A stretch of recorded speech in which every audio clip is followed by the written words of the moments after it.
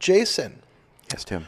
CA Browser Forum ballot SC81 has passed. Wow. So shortened certificate lifespans are here. This is the Apple proposed shortening certificate lifespans ballot.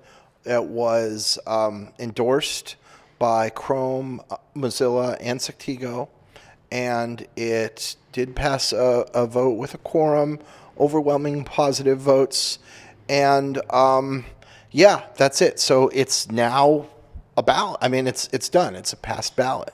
So, Tim, I got two general questions for you. One is, can you please remind everybody of the details? Yeah. But then I'd like to hear a little bit more about the voting, how it went, even perhaps backing up a little bit into some of the changes that were made on that ballot to get it to this point. Sure. But who are the CAs and browsers that voted for, against, etc.? So there were so first of all, let's just remind people of the dates, like you said. So this will shorten certificates lifespans and domain control validation reuse. And in particular, what will happen, the first date is March 15, 2026. So almost a year from now. At that point, what happens is the maximum term for both certificate lifespan, SSL certificate lifespan, and DCV reuse drops down to 200 days. As a reminder, what that's supposed to do is it's supposed to facilitate a 6-month renewal cadence. So it's 6 months plus a little, right? Give you a little bit of fudge factor. Then a year later, March 15, 2027, we go down to 100 days. That is a 3-month cadence plus a little. So again, you got a little bit of fudge factor, but now the idea is you're doing it every 3 months. And then 2 years pass after that. And in March 15, 2029, that we have the final reduction, according to this ballot, of both certificate term and DCV reuse. Certificate term goes down to 47 days, which is 1 month plus a little. Yes. So the vision there is that you're on a monthly cadence. And then there is the DCV reuse, though. This is where the times no longer match. DCV reuse goes down to 10 days. And the idea there is that we want DCV to be really kind of current and continual. And by reducing it to 10 days, you have less opportunity for that. So those are the key dates. Those are all in. As I said, the ballot passed. There were... as a reminder how it works in the CA Browser Forum, you have a set of what we call certificate consumers, which in layperson's parlance we call browsers. And then we have a set of CAs. Both have to pass it independently. So they both passed it independently. There were no notes on the browser side, which you would expect. The CA side was almost all yes votes. There was a little bit of abstention, but mostly yes votes. And the other problem or the other requirement is that you have to achieve what is called a quorum, which is to say that more than half of the active participants in that particular working group must vote. We don't want something where nobody's paying attention and you throw it up over the holidays and 3 people vote and now something goes in. So you have to achieve a quorum, more than half. So we also achieved quorum. So with all of those things covered, those are the requirements for a passed ballot. So the ballot's passed.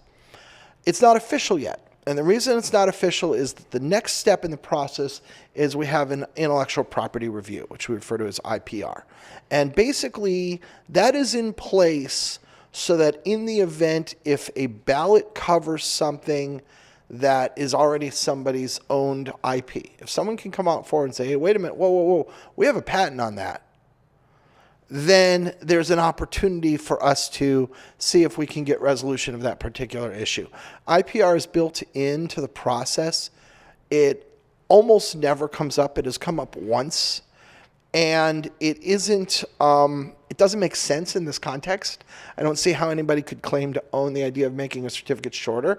So can't see a way that would actually happen, right. But it is part of the prescribed process. So that's where we are now. We're not through IP review. I can't fathom how that would be an obstacle.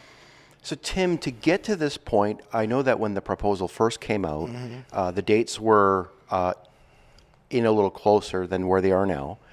And I think by pushing it out a little bit, we got to this point where, wow, this overwhelming vote positive. I think that's the big message right now for the industry to note. Tim, I'm going to put you on the spot. Is this the first time a shortening certificate lifespan ballot has been voted on successfully? Well, so depends on how you define that.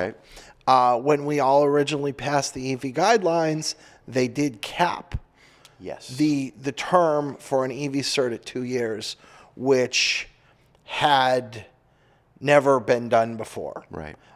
When we passed the baseline requirements, the service certificate baseline requirements, they also capped a cert at that point at 5 years, and that had never been done before. So you could contend Fair. that those were, but they're different from what you're seeing now, right? This sort of driving it down thing. The 1 year ballot in particular could never pass. So 3 years, 2 years, those things did get through Cab Forum. The 1 year ballot got stalled. And that was the noteworthy, that was sort of set the tone. That was back in 2000. The 1 year ballot got called. Apple said, well, we're going to do it as a root program requirement. Chrome followed, Mozilla followed. And at that point, Cab Forum just went ahead and passed it as a ballot. And so a lot of us were concerned that we were going to go through a similar process this time. We didn't want to. I very much wanted this to be something that the industry could agree on together. I think for reasons that probably make great sense, I believe that the browsers wanted a similar thing. And I'm happy to see that's what happened. There were adjustments that were made as part of this process. And the biggest one was that extra year for the final stage in the step down. Right.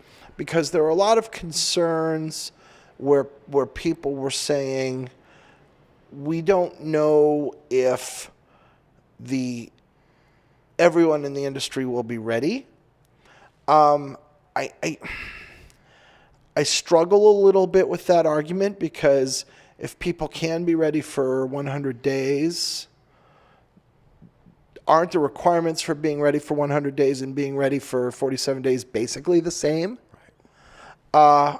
However,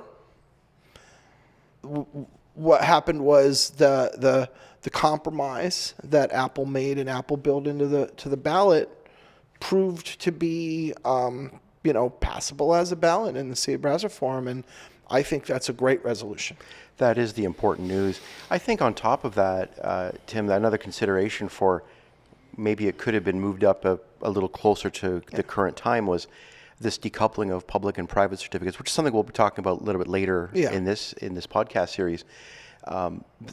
That's going to force a lot of a certificate agility into the system by definition, but it is what it is. And I'm really glad that it passed. Yeah, we could maybe quibble about small things, but honestly, they're small things.